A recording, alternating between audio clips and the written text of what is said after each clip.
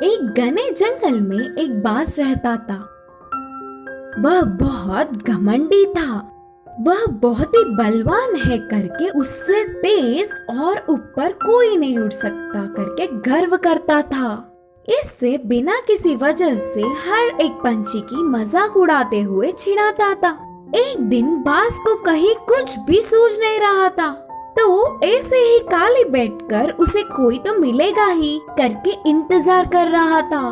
तभी उस तरफ से उड़ता हुआ जा रहे पंछी को रोक कर कहा, हाँ, थोड़ा बल भी नहीं है और ना ही सुंदर हो, शायद अभी उड़ना भी नहीं आता।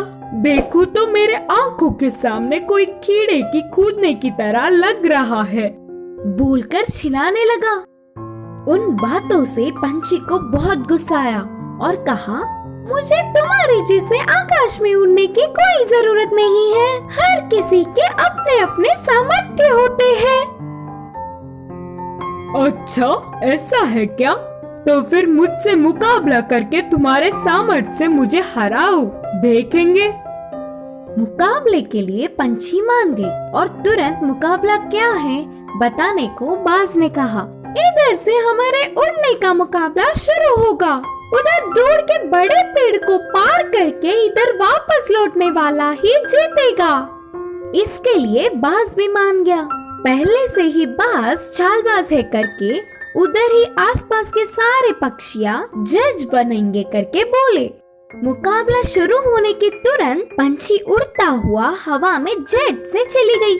कैसे भी जीतना मुझे ही है करके बाज अपने मजबूत पंखों को फैलाकर धीरे से मुकाबले में उतरा। वे दोनों पेड़ों के बीच से उड़ने लगे और वह पेड़ बहुत ही बड़ा और ढालों से घना था। बाज बहुत तेज बिना कुछ सोचे उस पेड़ की तरफ गया। इससे उसके दोनों पंख दो ढालों के बीच फंस गए। वह ना ही आगे जा पा रहा था और ना ही पीछे। ऐसे ही बहुत देर तक तड़पने लगा। पंछी पतली सी और छोटी सी होने के कारण ढालों में घुसकर पत्तों के बीच से बाहर निकलते हुए अपने मुकाम पर पहुंच गई और मुकाबला जीत गई। और फिर पंछी के कहने पर बाकी के सारे पक्षी आकर बाज को उन घने पेड़ों की ढालों से छुड़ाए। इससे प्रकृति में सभी एक समान है करके जानने वाला बाज उस दिन से किसी को भी परेशान नहीं किया और जंगल में सब एक साथ मिलजुल कर रहने लगे।